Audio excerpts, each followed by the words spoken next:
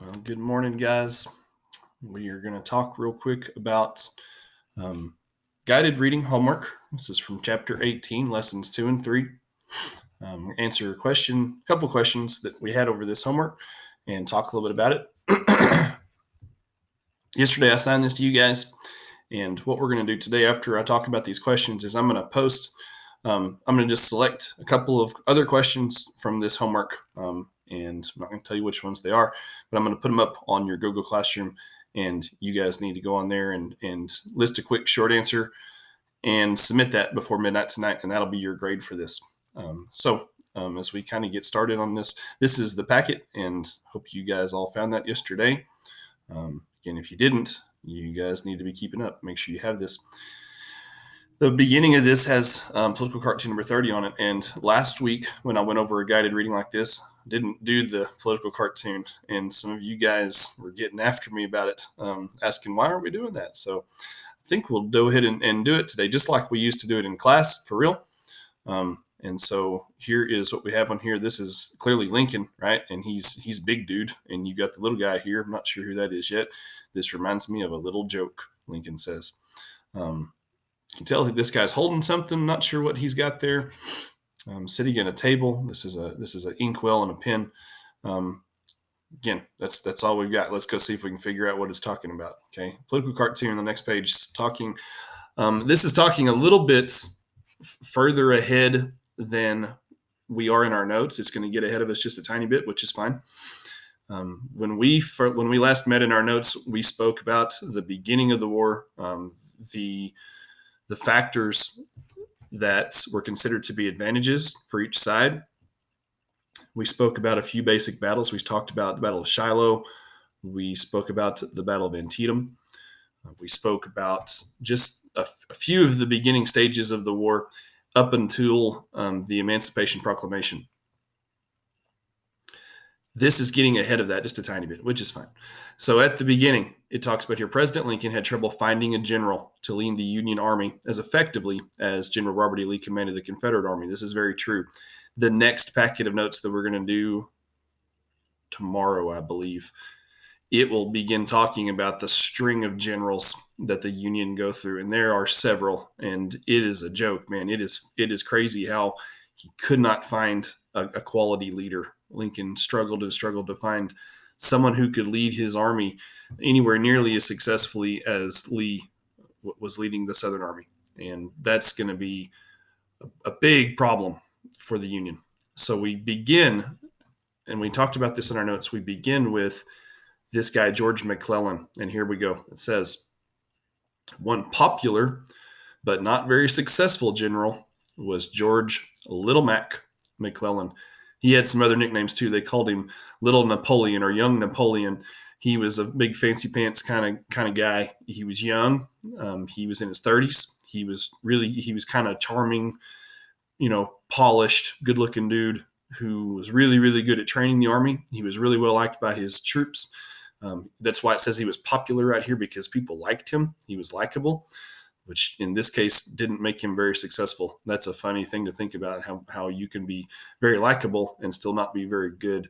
And that's exactly what we're seeing here. He had all of the external criteria and none of the heart. The total, I said this in your notes, the total opposite of Lincoln. Lincoln, big, gangly, coarse, very, very good in terms of his speech, eloquent, and very, very intellectually superior. And of course, the heart that Lincoln possessed and the courage that he possessed to go through this time as a leader. Oh, it's incredible. This guy is the exact counter opposite. He looks great on the outside. He's really, really popular with his men. He really does a good job training the army. He just refuses to use it. He doesn't have the guts to go into battle. It says General McClellan frustrated Lincoln by repeatedly asking for more troops, supplies, and preparation time rather than fighting. McClellan kept getting reports like intelligence, like spies, people bringing him information saying, oh, the Confederates, they have millions of men and you're outnumbered and blah, blah, blah. And none of it was true. In fact, we know easily the population of the North drastically exceeded the population of the South. They had much greater means of building an army than the South did. Remember, guys, it's obvious. I mean, the industrialization that the North possesses, They have all of the things, troop supplies, preparation. They have all of that on their side. But McClellan, for some reason, doesn't believe that they do. And so he says, Lincoln reportedly joked after one of McClellan's requests for troops that the army seemed to grow smaller, like a shovel full of fleas tossed from one place to another.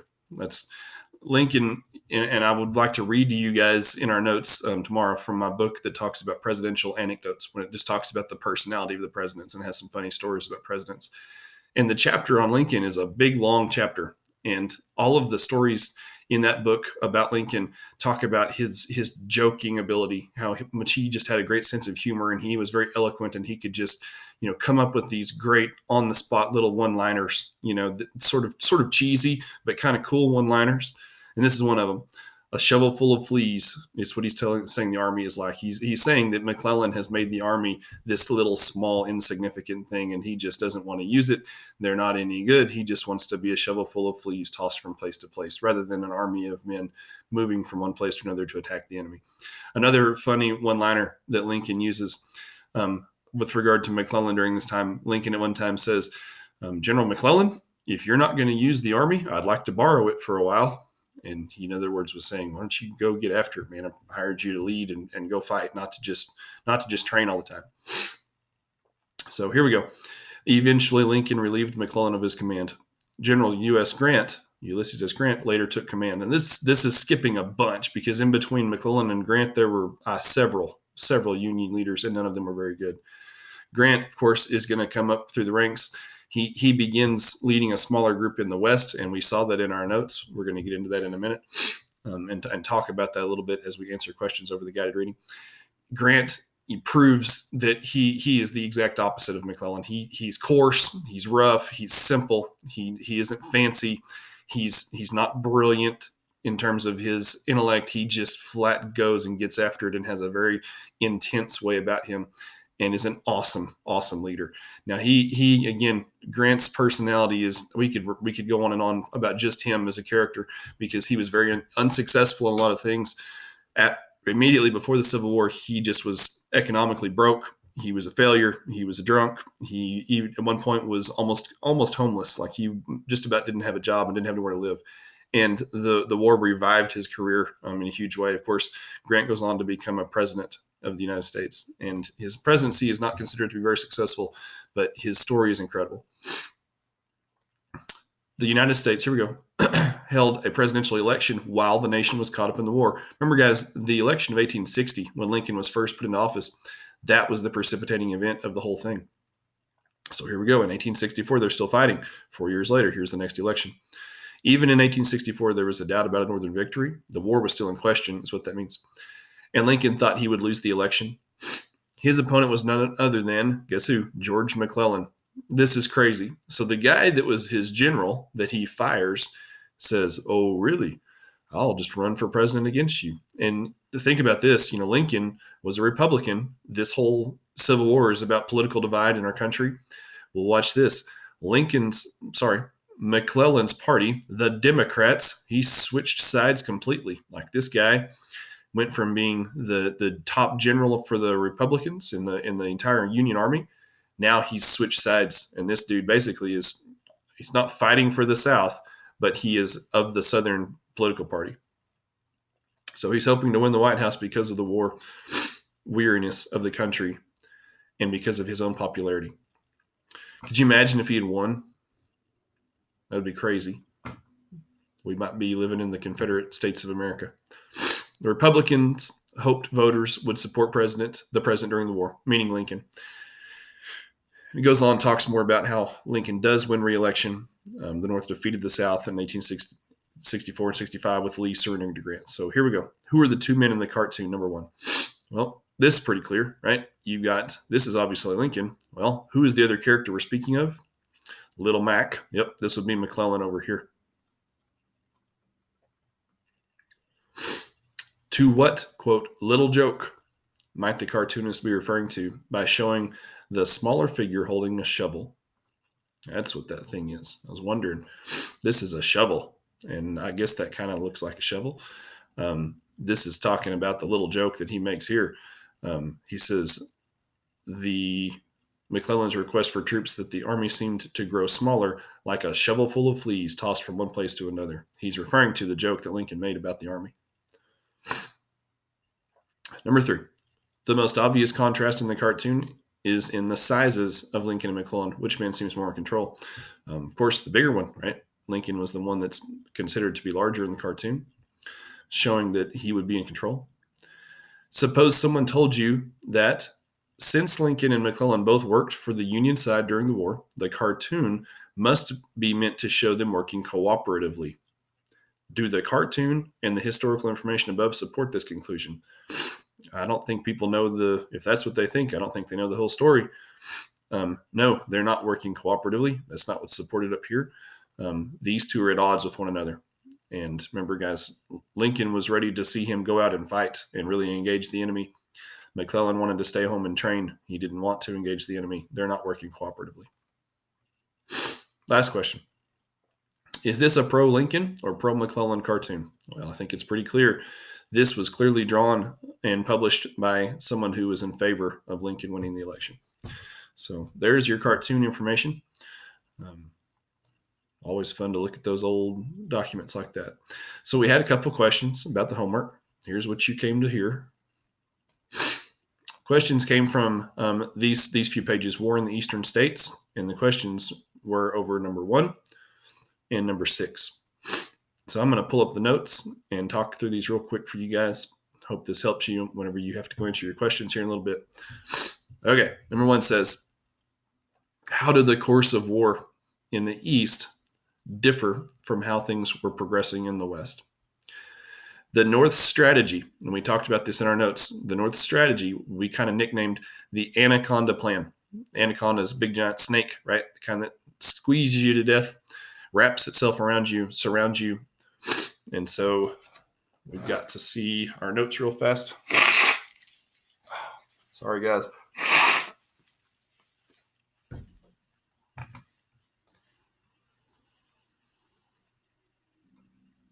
In our notes, we talked right here again the other day. I hope you guys are listening when I put up these notes packets. You need to be listening to our lectures. We talked about the first battle. And this is, again, let me zoom up here real quick. This is from your chapter 18 notes. Okay, looks like this. I'm pulling down here a few pages. When we really get into talking about the war, what we see right here is that the beginning of the war, the first major battle was actually in the East. This is called the Battle of Bull Run, the first Battle of Bull Run, near Washington, D.C. So we're talking Eastern Theater, way east. This was won by the South. Remember, guys, we joked how the Union troops ran into civilians fleeing in panic, like there was this big party going on because the North all thought this was going to be easy, and of course they ended up losing. Okay, one of the things we kind of jumped to in our notes right down here. Again, they're fighting on every front. The North is trying to invade and win in the East. They're trying to go capture the Mississippi River in the West. Anaconda Plan, right? So there's fighting in different theaters, different fronts. Then the West, we really see, again, right here, Battle of Shiloh occurring on April 6th and 7th, 1862. Then this was in Tennessee. We're moving towards the Mississippi River over here. Guess who's in charge? There you go. It's Grant. So with Grant in charge in the West, slowly but surely, and guys, this is very difficult fighting, tremendous losses. In the West, Grant is very successful, and he wins battles, and he eventually wins the siege of Vicksburg in Mississippi and captures a large section of the Mississippi River. That, in conjunction with David Farragut, who was the commander who won the Battle of New Orleans, they capture the Mississippi River in the West. And so the Union is very successful in the West. They're able to win. Now watch this. In the East, here we go. Confederate forces in the East enjoyed much more success than their Western counterparts. So as the North is winning with Grant around the Mississippi River, way back here in the Eastern Theater, the Confederates win over and over. They defeat McClellan at the 7 Days Battle. They defeat a general named John Pope at the Second Battle of Bull Run. They defeat another general named Ambrose Burnside at Fredericksburg. Major victory here at Chancellorsville. General Lee, the Southern commander, he is just on a huge winning streak throughout the Eastern theater. So to answer the question, how did the course of the war in the East differ from how things are progressing in the West? In the East, the South is just killing them, man. They are getting after it. In the West, the North is successful. So the different sides are winning in different theaters, different areas. Okay, there's question number 1. All right. Number 6. Great question. Why was General Lee's loss at Antietam important for the Union? Again, as we see, I'm picking right up in the notes right where we just spoke. It says right here, after this string of Southern victories, Confederate President Jefferson Davis, man, he sees the momentum. He sees that Lee is winning. Remember, the South was not trying to invade. They were on a defensive strategy. All they wanted to do was just maintain what they had. They didn't have to do anything else. But with the victories, Davis decides to change his strategy. And this is really important. A little bit of overconfidence here. Says, all right, Lee, you're getting everything accomplished. Why don't you change your tactic and invade the North? And so he sends these guys north, moving through Maryland into Pennsylvania. He thinks maybe he can pressure the North and perhaps even capture Washington, D.C. This becomes the Battle of Antietam. And this is, again, a tremendous loss for the South. They go up here and they get defeated. The single deadliest day of fighting in the entire war. Extremely bloody.